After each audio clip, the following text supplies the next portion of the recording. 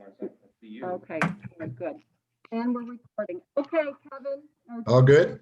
Okay, Thank you. I will call the November 16th, 2020 meeting of the Fairport Industrial Development Agency to order. This meeting is being held virtually by way of Zoom. We'll start with roll call attendance. Rob Gentner. Present. Ken Rohr. Here. Leslie White. Present. And Donna Stefano. Here. And Kevin Clark is here. I will ask if there is any public comment for the IDA board.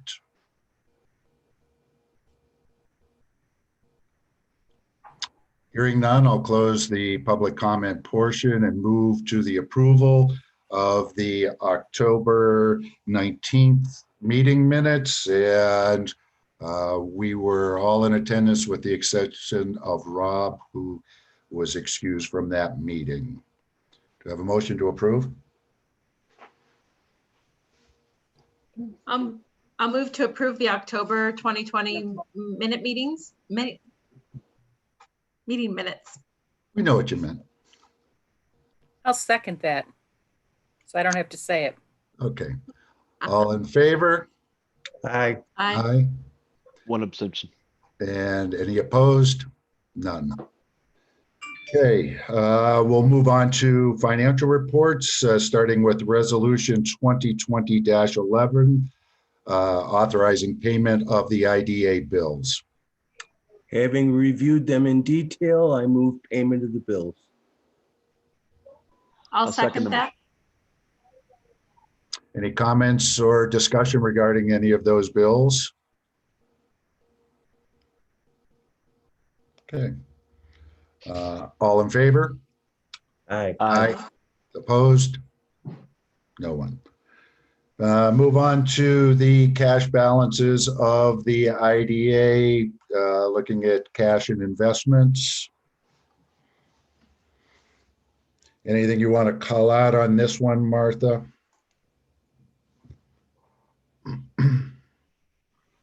No, nothing, no comments.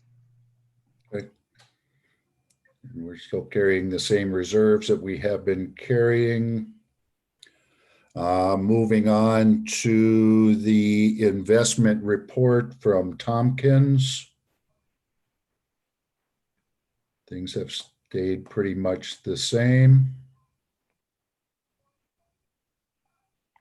Any discussion regarding that? Okay, we'll go right into the financial statements with the P&L for the IDA. Right, and what you do see there is the 5,800 that we spent to repair the butterfly garden. That's that repairs and maintenance item. Right.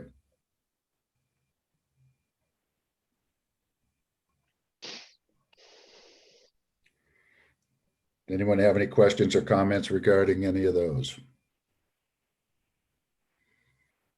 Okay, move into old business, starting with the North Main parking lot. As you recall, this is something we talked about, doing a temporary expansion of that parking lot just so that we can accommodate just some overflow traffic from the cannery project. And so as we talked last, we had one proposal in at that time. We have solicited two more, and you have received all of those proposals as well as a tabulation form for all three of those. The low bidder is Villager Construction on that. I have met with them on site, and they have a good understanding of what they're going to do. They've worked for the village on a number of different projects over the years. They're located in the town. And so any questions regarding that? Kevin, I was just going to ask you about, are they apples to apples when you look at what we're lining up with those three and the different materials suggested? Are they comparable materials and with the variance in price? They are. And as far as being totally apples to apples, I have to answer that no. In that the original quote that we got from Wesley Paving, I went back to them and reached out to them to try and get some value engineering to reduce the amount of millings that they were going to put in there. And they were non-responsive. So we have moved on with the others. I mean, they were all pretty close. I imagine if, it wouldn't have made a whole lot of difference in Wesley's price, but again, they were not responsive. So yeah, basically what's happening there, just as a reminder, we're just shaping up the parking lot, not totally regrading it, just to provide sheet drainage to the south, and then covering it with 4 inches of compacted millings that gives a hard surface for overflow parking. It should yield, Martha, what are we, about 55 spaces in there? That's right. I think it was 50. Yeah, so 50 spaces would do that. We have talked with the village and Fairport Electric, and the goal is to be able to add, I think, 4 light poles back there that would daisy chain off of the lights that are in the other parking lot. So Kevin, one thing that to me isn't clear is that, and I don't know from a construction viewpoint how important this is, but the Macedon has it clearly says in their quote 5 inches, and the other 2 quotes, I don't see inches in there of the milling. Right, and that's exactly the question that I had for Wesley, because we had talked about them putting in 4 inches. They came back with 5 inches, and that's where I went back to them to try and reach out and say, how come 5? And, if you only put 4 in, is there a price reduction? And that's, okay. They did not return calls. And this has been weeks, it wasn't like I called them this morning. So, okay. Kevin, that's our chair. I was going to ask you, the quote from Villager was from October 3rd.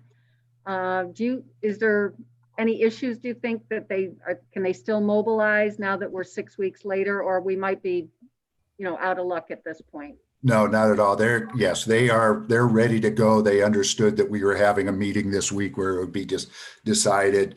They're ready to go. Again, it's, it's a week or less worth of work.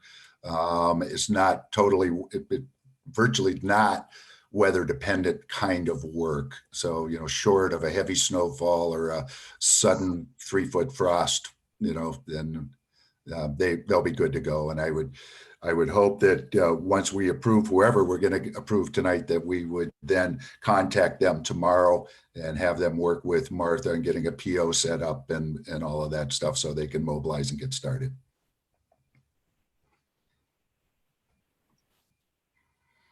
So, any other questions regarding that? If not, I would entertain a motion to award this work to the low bidder, Villager Construction.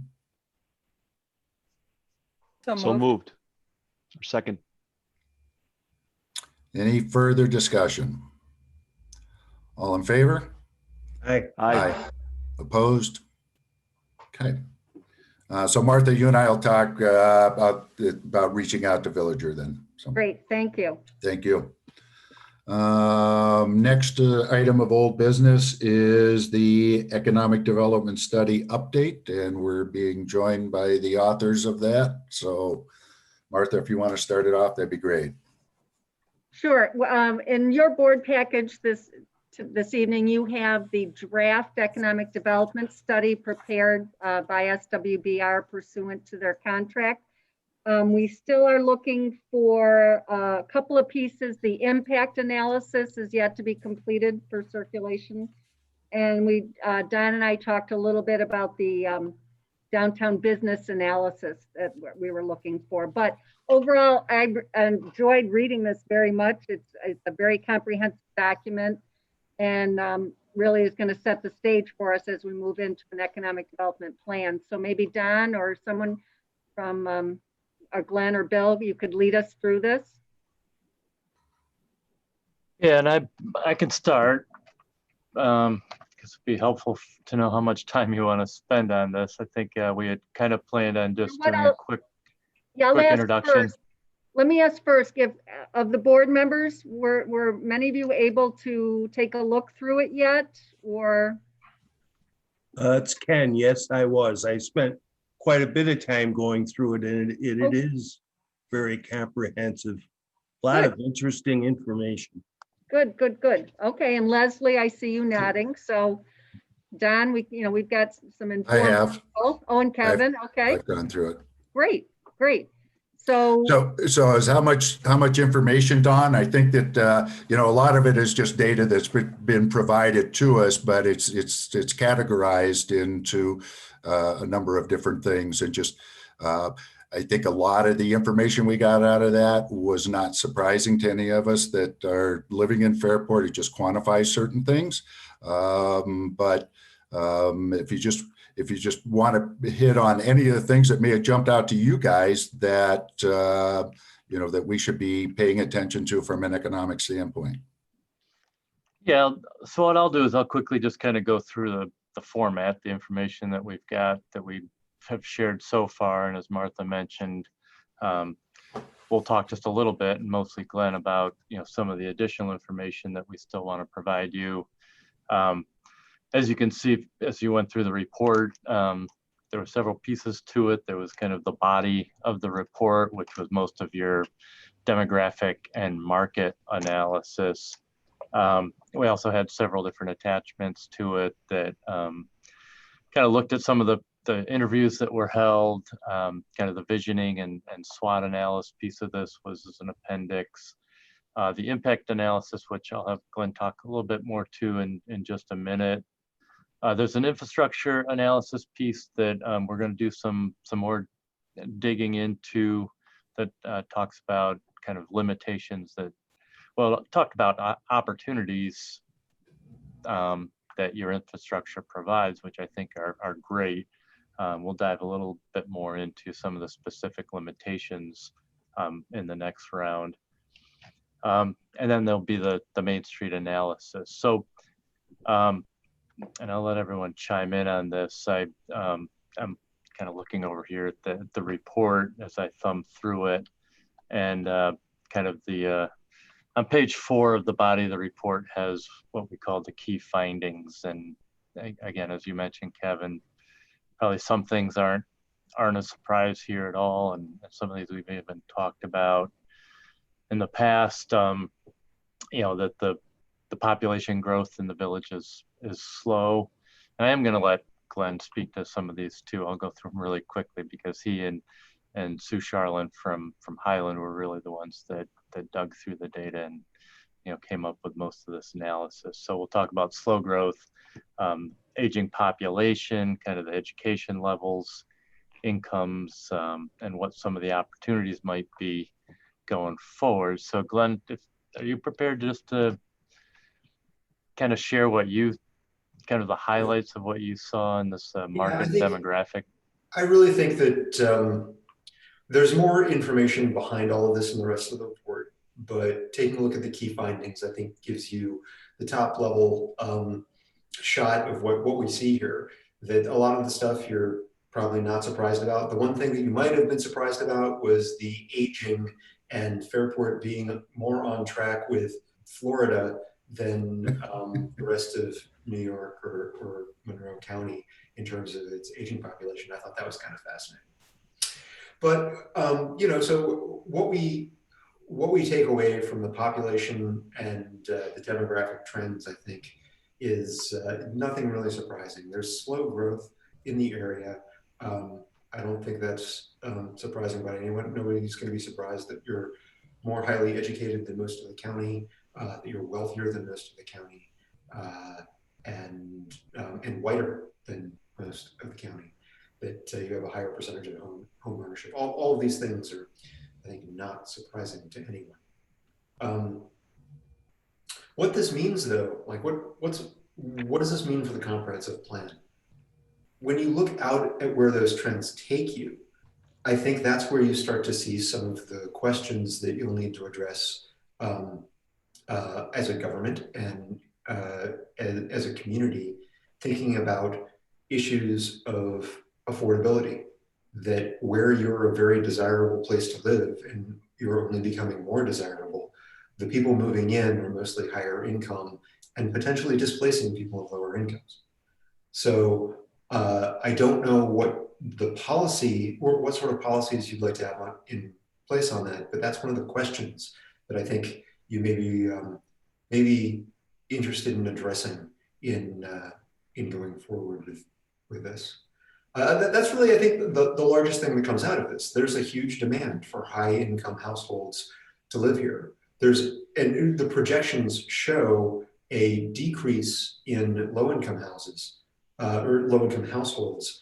But there's, I think, a question of whether you want to take positive action to try to prevent those people from leaving the community and giving them an opportunity to stay somewhere in the village. I think that's the big question that comes out of the demographic section. The second part is about employment opportunities. While there's not a lot projected, there's some anomalies that you have in Fairport because of your school system, that the entire Fairport school system has a mailing address and an office within the village. So it appears from some of the statistics as though you have tremendous employment in education. And in a way, it's kind of true, but it's also, I think, not really helpful for thinking about economic development. Yeah, Glenn, if I can just interrupt for a minute. Yeah, that is one of the things that really jumps out. And I think we've talked about this in the past. Is there any, I mean, because it really distorts the employment picture. I mean, just incredibly all the way through the thing. And just looking at it in all different ways. And is there any way to separate the employment of the two village schools from the entire Fairport school system? So we've talked a lot about this internally and on our team. And the difficulty with that is that if we start messing, I'm uncomfortable messing with those numbers because it's data that's been handed to us. And as soon as we mess with that, we're not doing the same level of parsing on other industries. I think it's best addressed with a big footnote and some commentary about why we see that and how we should probably take that education section, even though it's the top line thing, kind of set it aside.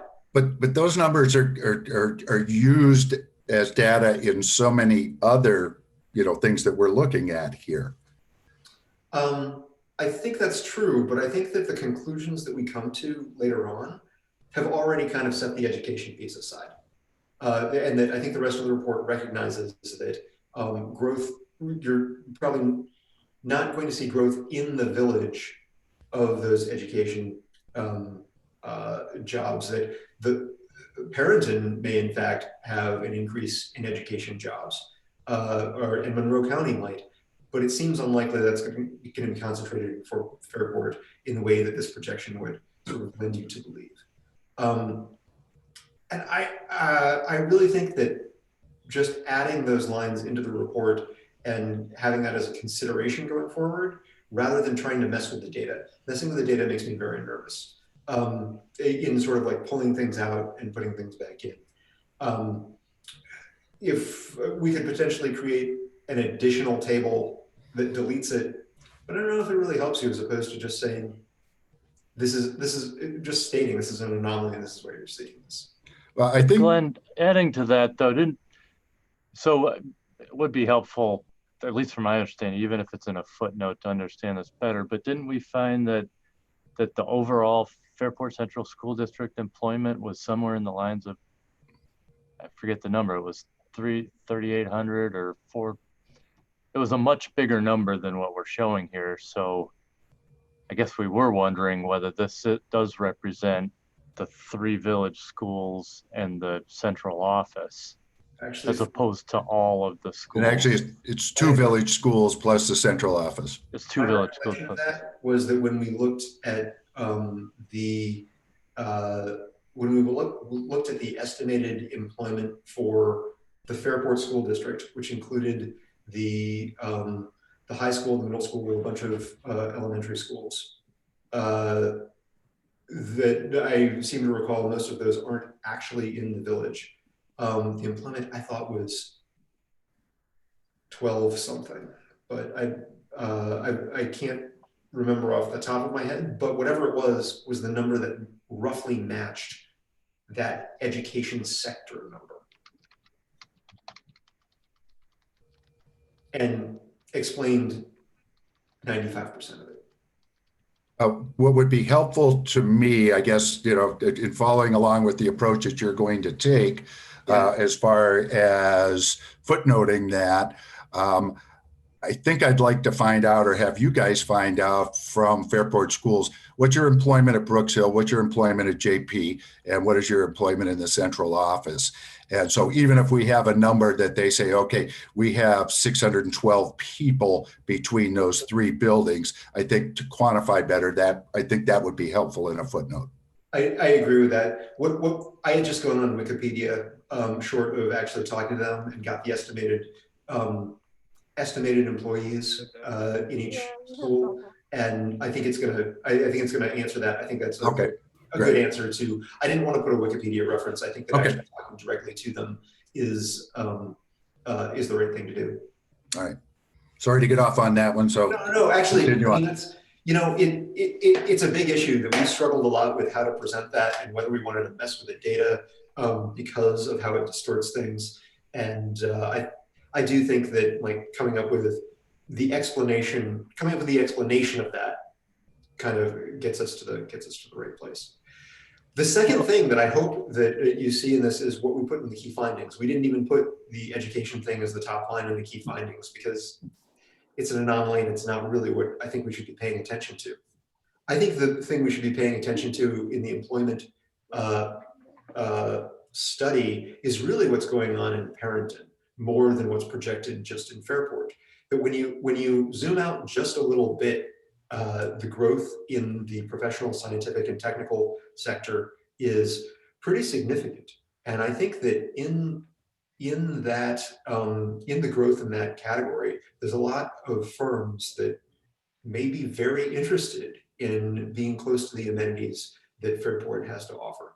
And while it's not projected for Fairport based on that's big because right now you don't have a very high percentage of those firms in the village. But I think the growth around you suggests that that would be something to really look for and target as an economic development strategy.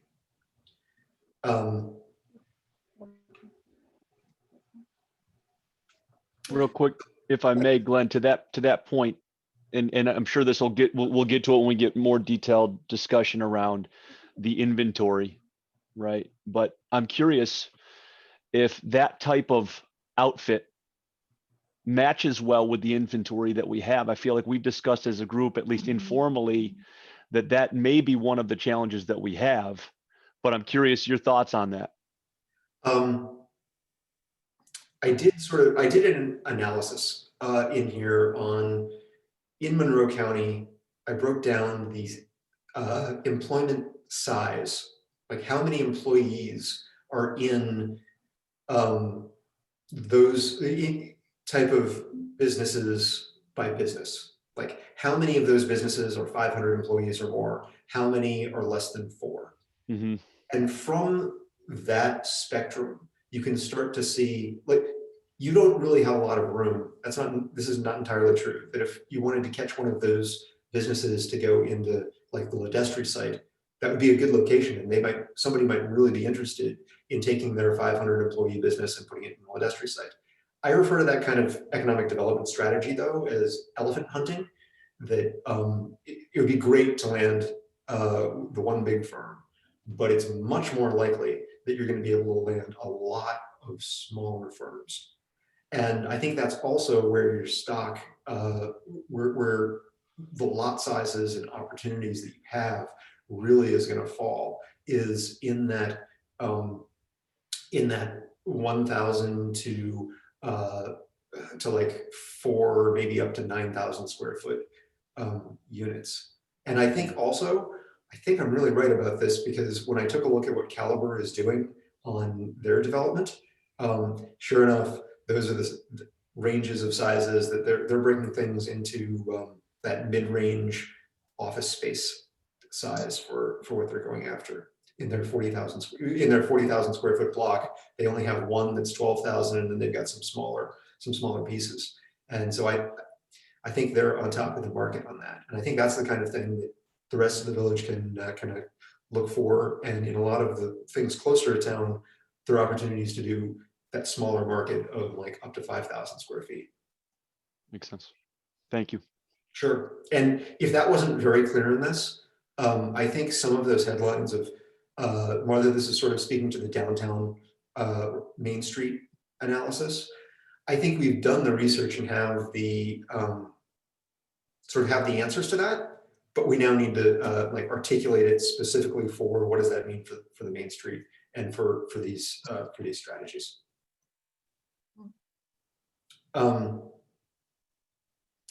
The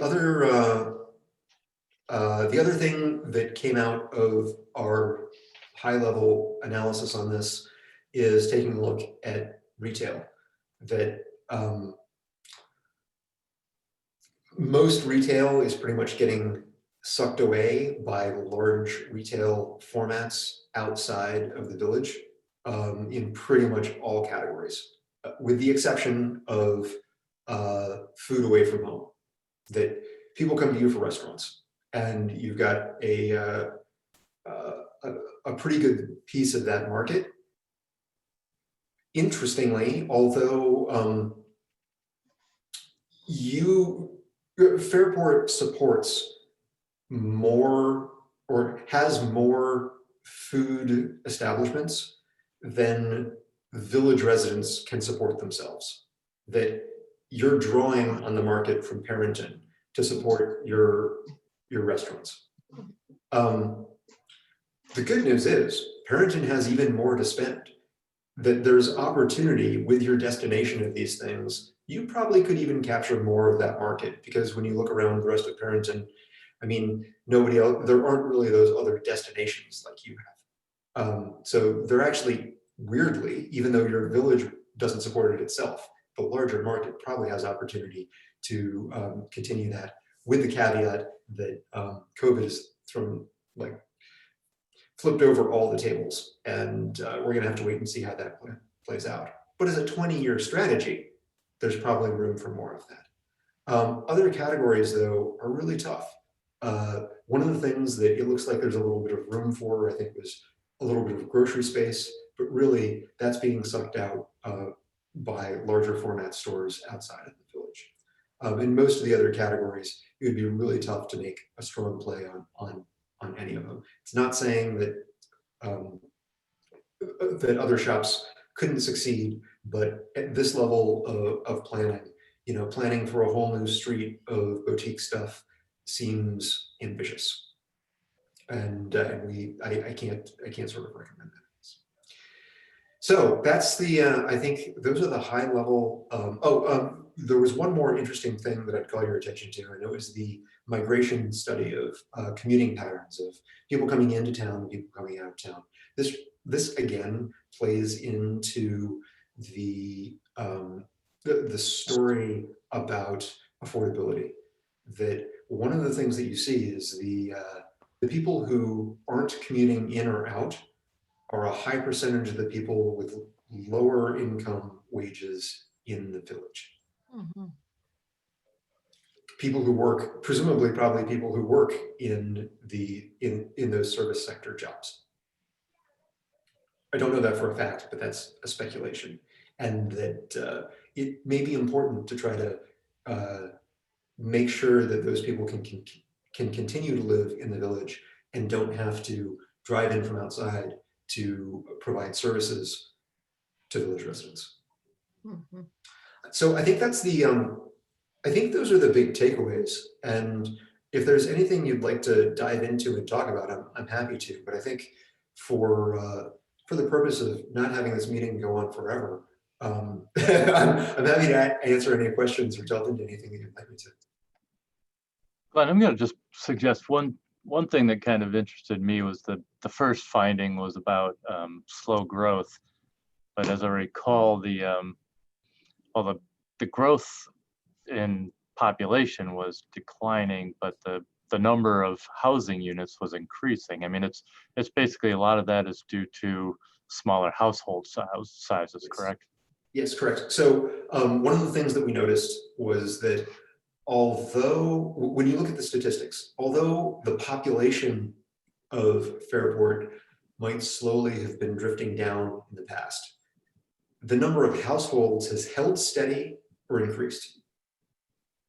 So and that is completely explained by the household size.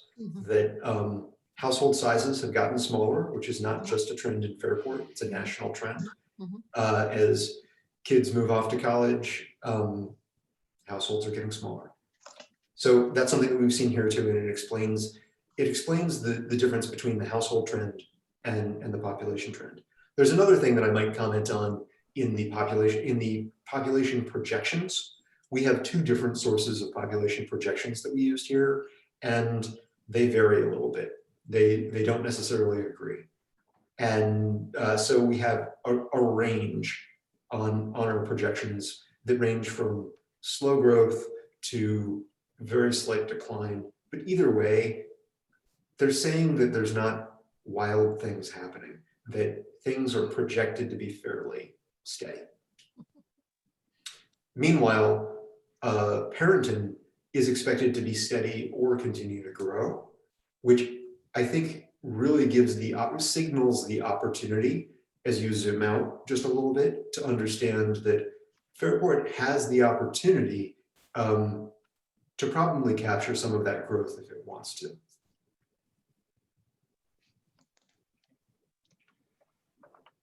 I'm going to just add, I'm sorry. Go ahead. No, go ahead, Donna. Oh, well, I have several questions and comments, and I don't want to drag the meeting on too long. So I'm going to say a lot, comments, questions, and then we can decide what we focus on or not.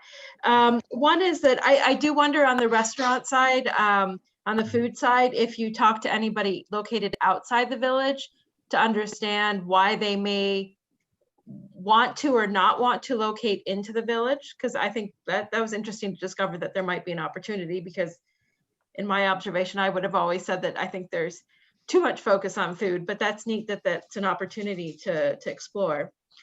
On the, so I have this, so we have changing demographics, and that's not a surprise for any of us who have kids in the school district. We've found this out as well a couple years ago.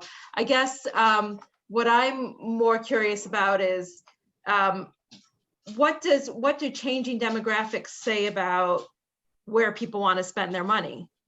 You know, is there, without kind of the growth in the families, if there's an aging population, where are they going to spend their money?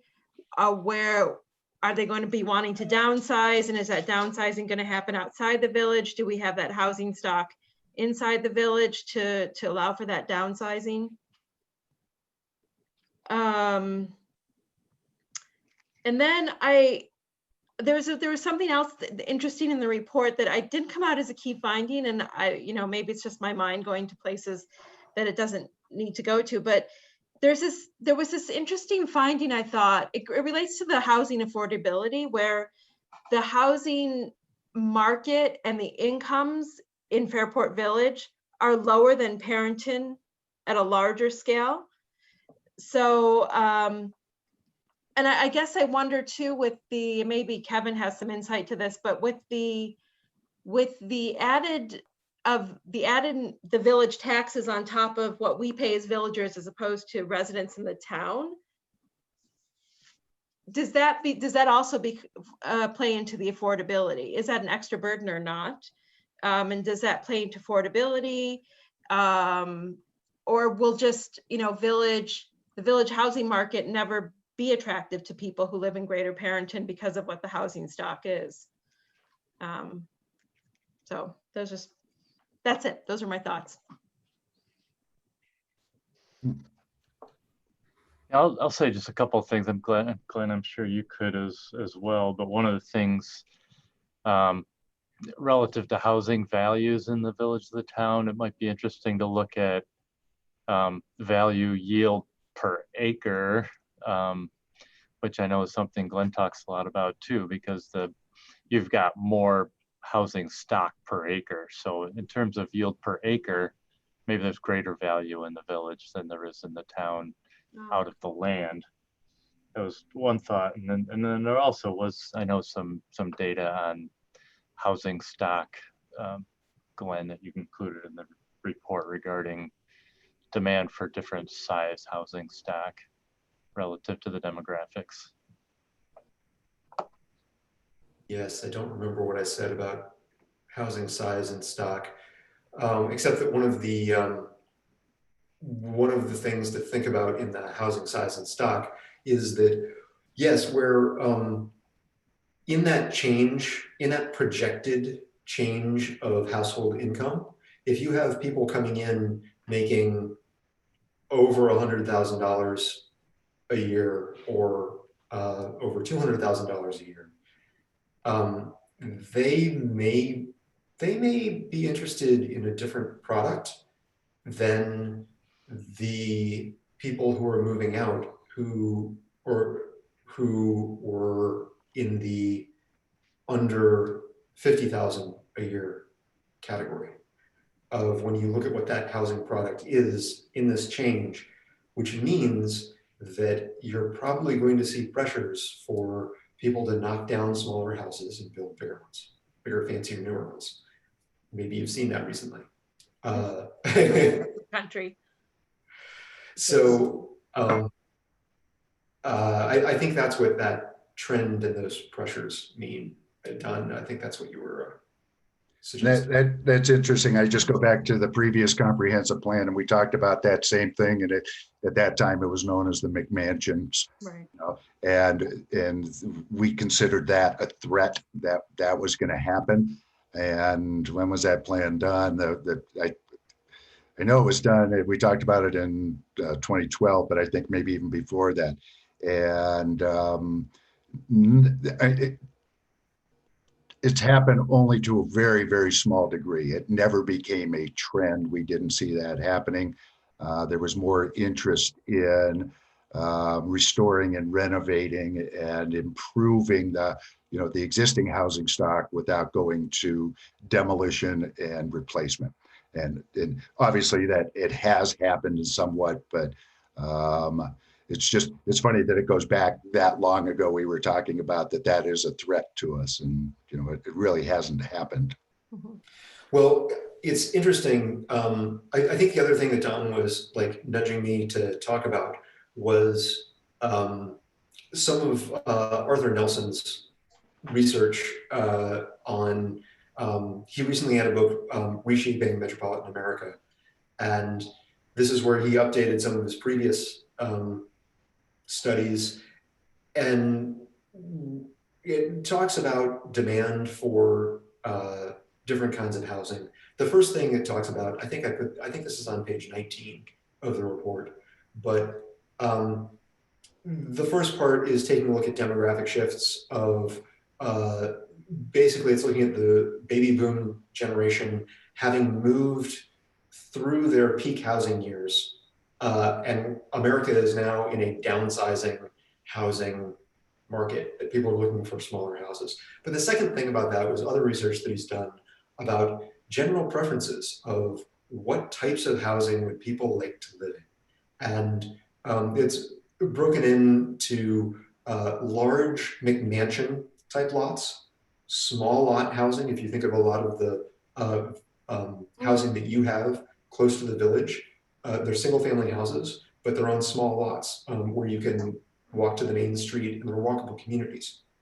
And then attached, which is everything else, row houses, condominiums. And that's how he uses this. We had a previous discussion about a different study where we used attached differently. In this case, he's using it to mean any attached units. And between those, a little more than a third would prefer to be in a condo or an attached, some kind of attached unit. 37% would prefer to be in small lot units like what you have, and only 25% would prefer to be in the McMansions. And this is like the general market for housing, right?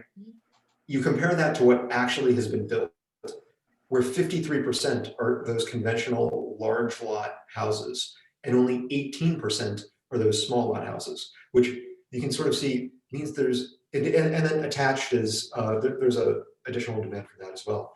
The lesson out of this, though, is that looking forward, there's potentially there's this mismatch in the market of what got built versus what people actually want.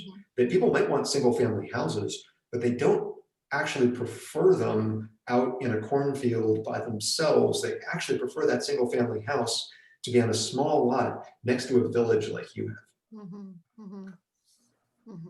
Interesting. So in the future, there's an excess of those great big houses. There's a shortage of housing like you have in the village, and there's a shortage that you're also seeing right now of attached units, or in this case, let's talk about that as multifamily. That there's a demand for people living in apartments and condos close to all those amenities that I think you're also seeing right now too. Moving it along. Moving along. Don or Bill, did Bill want to add anything else? As we have 2 other meetings to have this evening too, so. Thanks. I do look at these things a little bit differently, and it's maybe more an item of discussion amongst yourselves moving forward. And as we progress the comp plan, I think a lot of this information certainly feeds in. I get a little bit nervous about attracting too much sameness into the village, where, okay, we have a successful restaurant business, so let's continue to attract additional restaurants because there is a population willing to come in and spend that money. I think we have to start to think about, okay, are they successful 24 hours a day or 12 hours a day, or are they successful only during certain time frames? Are certain restaurants busy in the morning, they're not busy at noon, they're not busy in the evening, or they're not busy on the weekends? Have to start to examine, does this mean that there's a vitality and a liveliness of Main Street and some of the side streets, Lift Bridge, Parker, other places in the village throughout the day? Or is that liveliness and vitality only concentrated at various times of the day? So I don't have an answer to that. But the objective of the economic policy and the comp plan would be to get that kind of street life and activity from 8 a.m. in the morning when people are going for coffee or breakfast, right through midday to mid-afternoon, evening, and weekends.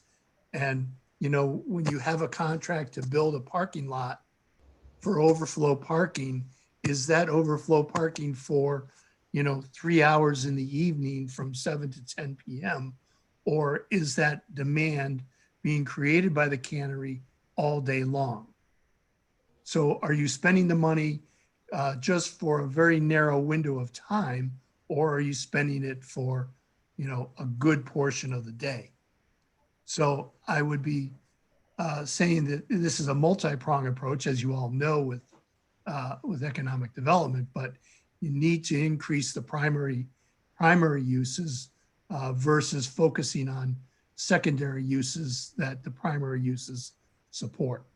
So going after those 2,000 to 9,000 square foot office tenants are going to be the guys and ladies that fill out the day that support those restaurants and diverse other commercial uses.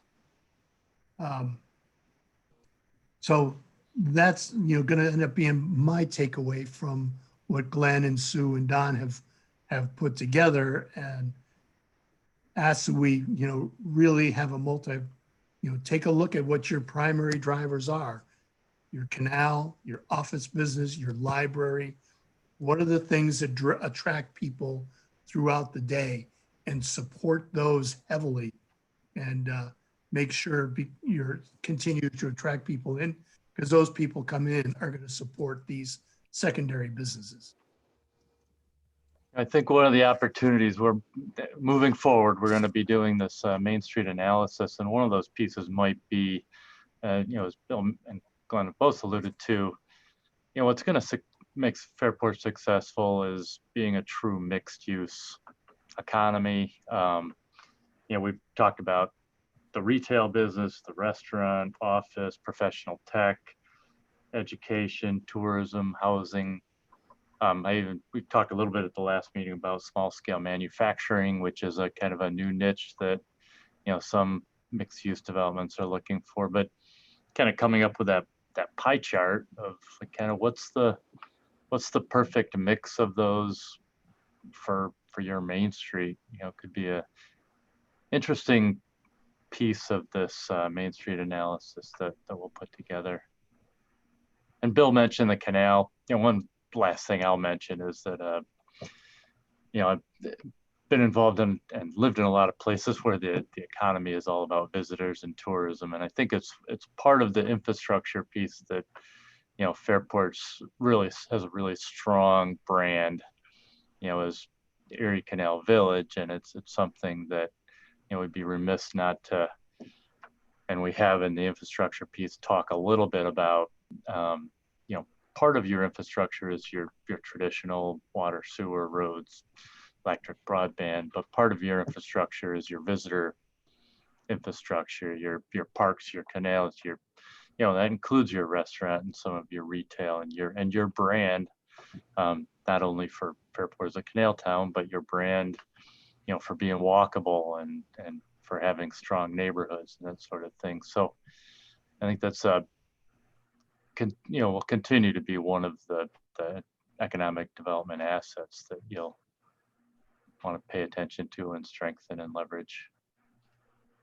One of the things I just wanted to, there is a chance that the collection of restaurants and entertainment opportunities that you do have, the collection of them together could actually form what you would consider a primary use, where they are collectively attracting people in from the outside and leading to a vitality of the street life.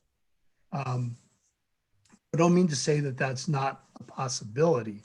I just don't know that I would rely on it, on that to happen. And I would certainly try to encourage a broader diversity of use. I would, we would end up recommending zoning for diversity versus singularity of uses.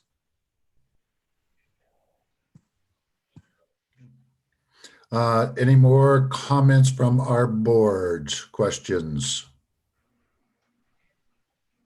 Real quick for me, just revisiting of the vision. I didn't participate personally in the vision session. I think that was Donna and Leslie that represented the board in that session. The 4 words that they came up with to drive this, and I'm sure Donna or Martha was participating in this as well, but vibrant, diversified, robust cornucopia. I think that nails it. And I think whether we're talking about racial diversity, whether we're talking about, diversity of age, diversity of income, I think keeping that at the forefront as we continue this. I think this is the first time I've ever participated in something like this, and having participated in the early part of the session to develop an understanding of what we have in the village and what we want in the village. It's nice to see this draft. I appreciate the input from all of you that worked on it. And I think making sure that you guys know, revisiting our vision as we work through the steps is important, and making sure that we're thinking about all of those words that we talk about, that cornucopia that we want to build, certainly along, type of economic drivers, right? When we talk about diversity in regards to what we want in the village. We joke sometimes about the ice cream and the hair salons, and there seems to be a prevalence of some specific types of businesses. Making sure that we're thinking about ways that we can encourage diversity I just wanted to underscore it. Okay. Anything else from our board? Okay, gentlemen, thank you very much. We look forward to our next steps, and hopefully we'll get together in person by then, maybe. And we can sit around and talk about some of these things at greater detail. And I'd like to have it be a special meeting, so we're not kind of crammed in with these other meetings we have to be holding and other agenda items. So, but we appreciate your effort on this, and look forward to the next batch of stuff coming in. Good. Thank you much. Thank you. All right. Take care. Okay. Last item on the agenda for old business is going to be landscape maintenance, something that we've been talking about for a while now, and started with the repair of the butterfly garden, and that was taken care of. And now we're talking about we wanted to see what it would cost us to do annual maintenance. So Martha, if you want to talk about that. Great. As you know, I did send out a request for interest from many parties with regard to maintaining. Martha, your mic is. I'm going to take this off if that's okay with you guys. Yeah, we need a little better microphone from you. Okay. As you may recall, we sent out request of interest to multiple landscape companies. No, still not good. Okay. How am I now? It's good. I can hear you. Okay. We can So hear you. are you good, Chair? Yes. Okay, thank you. We sent out requests of interest for expressions of interest for multiple landscapers to see who might be interested in maintaining the butterfly garden going forward, as well as I've identified the North Main parking lot behind the former Campane as in desperate need of some attention. We only received one request or one proposal back from Tracy's Custom Gardens. She is the woman that was recommended by Wayside Gardens as being a very good landscaper, in particular with regard to perennial gardens. So you can see that she's proposed approximately 15 to 20 hours initially for both locations. And then she does have an hourly rate going forward. She figures she'll have to do some initial, some heavy lifting initially, but then is proposing coming back in the springs, once in the summer and once in the fall, just to maintain these gardens. I don't know if this is the woman we go with, but I definitely think it's well worth our time we've put a lot of money into landscaping in those projects. And I'd like to see us carve that out from the DPW and going forward, pay for that directly through the IDA. And so this is, do you guys have any questions with regard to that? Or it was hard to get interest because again, they aren't large tracts of land and they don't require a lot of maintenance going forward. But she was recommended by Wayside as being qualified. So initially I would suggest that we consider engaging her to do some kind of cleanup on the North Main parking lot. Right now I've included in the board package some pictures of the North Main parking lot, and that really is just, it's sad for what we spent to put in there. So maybe we ask her to go forward with that, do a cleanup there. She has all the landscaping plans that the engineers, the landscape architects provided us. So she's aware of the plants there. And then we could see if we like her work, this fall, we could invite her back to do the butterfly garden in the spring and see as it goes. This is not a long-term engagement either, but it's something I think we should seriously consider. I think it's a good idea. You know, and particularly since we're not entering into any kind of long-term contract, and you know, your difficulty in getting landscapers to come and do that, I get that, you know, because it's not the kind of thing where they come and make money. But from the sounds that she describes her business of she and her husband coming out there, it sounds like the kind of people that you want to have doing a little TLC on your properties or your investments. So, Right. Yeah, in Mhm. particular to improve its current condition where it's at, to kind of stop the bleeding and to get it in better shape going in the short term. I think that makes good sense. And we don't have to make a long-term commitment. I'm in. Right. Especially the North Main parking lot. I think once that gets a year or two of good, attention, it should in its, overgrow and overtake all those weeds and so forth. So again, it's not a long-term commitment. So if that sounds good to you, I'll engage her to come back out and do that North Main parking lot, and we'll see how she does, and then invite her back in the spring for spring Yep. cleanup. and she noted, and I think you did as well, that when it comes to the butterfly garden, we definitely need to coordinate with the DPW on their mulching Yes. and make sure that that is done. Right. I did let the village manager and the super of the DPW know that we were considering this, and that if we did engage somebody, ask them to just coordinate with us so that we could have her out before that mulch goes down. So. Great. Okay. Great. Thank you. All right. Martha, any other old business for No. IDA? Nope. Okay, moving into the new business regarding Village Landing and their request for an extension of their completion date. Right. As you recall, we provided a pilot agreement and a sales tax, mortgage tax exemption for the Village Landing.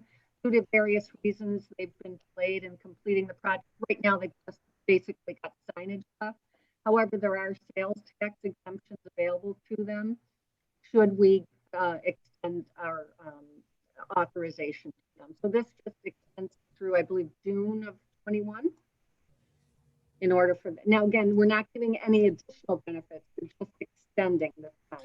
Right, and this is primarily the kiosk. I mean, there's some other stuff mixed in there, but it's primarily what we call the kiosk right on. No, their work, they've been back 3 times for their signage. They're proposing placards on the building near the stairwell. You know, the interior. Oh, stairwell. directories. A directory there, yes. Mm-hmm. So really, I mean, we just wanted to bring it to the board. In theory, the chair or the executive director could have extended it, but I wanted to bring it to your attention. I get for the little bit that we're talking about there, I don't see a problem with the extension. And that goes out till June of 21. Yep. Mm-hmm. Ed, do we want to motion this? Okay. Any other questions on that? All right, so we do need a motion. So anybody want to make that motion to extend the Fairport Landing package to June, whatever it is, of 21? I'll make that motion. I'll second the motion. Any further discussion? All in favor? Aye. Aye. Opposed? Okay. Thank you. 24 North Main Street project. Right. Well, earlier this week, I had not heard much back from the board with regard to this possible application, and I did invite Chris Essa to make an application for this project. He was unable. Martha, your microphone is still not working real well. I'm sorry. Okay. Earlier this week, Monday, I had not received much feedback with regard to this possible application. So I did invite Chris Casa to make an application. He was unable to complete it in time for this board meeting, but I wanted to bring it back here so we could just talk about it, in particular in light of what the economic development study revealed.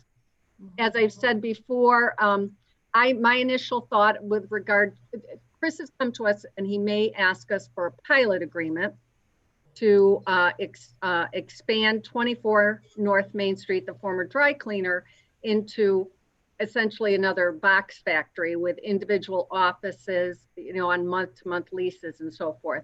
I shared with the board earlier that there's already about 12 or 13,000 square feet of office space available in just Village Landing and Packett's Landing. And while finding a place to work away from home is going to increase, I don't know that we want to use a pilot program to incentivize a development like this. This property never really hit it differs from our post office project in that this property never really hit the open market, did not languish for 5 years. It is a prime property and an amazing location here in the village. And so we, as the board, you all have the option of, considering a pilot arrangement for it or not. Right now, we don't have an application in front of us, but I just wanted to get some of your thoughts on, should we encourage Chris to come in with an application? I don't know what your thoughts are, or just let it take its course. Any questions? What are your guys' initial responses to that? It's Martha. Ken. I understand your arguments, Martha, and I do support them. I don't think that's the right place for this particular project, and I think we ought to be honest with him and tell him that. I agree. I would prefer to see something more lively in that location as opposed to replicating the top of the landings. Yeah, and I agree too, especially in light of what we're just reading on the study. Yeah, agreed. I thought, Martha, your points are logical and they make sense. And I think even just letting it breathe, right? Letting it, we don't need to incentivize something right now. Mm-hmm. And it's interesting though that our consultants, just talked about that the demand is going to be for that small office, and the same thing that Donna, that you brought up, which is a great point. I think the demand is there. There's going to be a lot more of that, whether somebody's 100% in the office or 50, just needs to go into an office 50% of the time or whatever that's close to home. It's a good need, I think, and it's a good niche. And I think and obviously the box factory, well, maybe it's not obvious, but the box factory has been successful, particularly like in the last 5 years.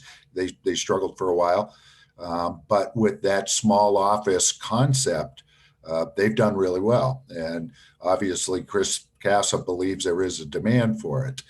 And so I think we all agree that there's that there should be some sort of that kind of place where somebody can go on with a less expensive rent than the landing maybe, or whatever, or have the opportunity to get small spaces. The question comes down to, is that the proper location, and do we want to incentivize it? And I think we're hearing pretty clearly that, if it's going to go there, it's not going to be because we're giving them help to get there. Mm-hmm. Okay. I appreciate your feedback on that. And Chris and I will be talking, because he's always. And to Ken's point, you can be very candid with Chris. Right. So. And Chris is, he's always got irons in the fire. So this won't be his last project, or he's open to new ideas. And I think, we can share with him some of the information we've gotten back on our economic development study at a point to tell him where we came down on this. So I look forward to talking to him. Thanks Yeah, for your and we feedback. all want to see that corner. We all want to see something good happen with that corner. But like you said, it really hasn't hit the market. I know there was some, I think Joe Kozorek was looking at the property as well, you know, for something else, but we don't know what that something else might be. So. True, but maybe our economic development study will help us figure Yes. that out. Yes. So. Okay, great. Okay, last item on the agenda of new business is the APWA, and if anybody doesn't know what that is, American Public Works Association, Project of the Year nomination. And this is really just an FYI. I thought that I would work with GPI and put forth the Bicentennial Canal Gateway Project as a nomination for the small cities, rural communities. You all, this was before my time, you were previously winners with regard to the Parker Street Promenade. And I think it's a nice thing for the community as well as for GPI. And just wanted to bring you up to date on that. That's all. That's going to be due in December. Okay. Okay. Any other IDA business? No. I will, now we're going to sign off. Correct. And you have another Zoom meeting invitation for the balance of the evening. Okay. And we have 5 minutes in between. Sure. Which is fine. Okay. Thanks. Well, then I The need a other, motion the to other adjourn. meetings are not bad. So I'll make that motion to adjourn. Thanks. A All in second. favor? Aye. One second, Hey. I'm printing something. Okay. I can leave.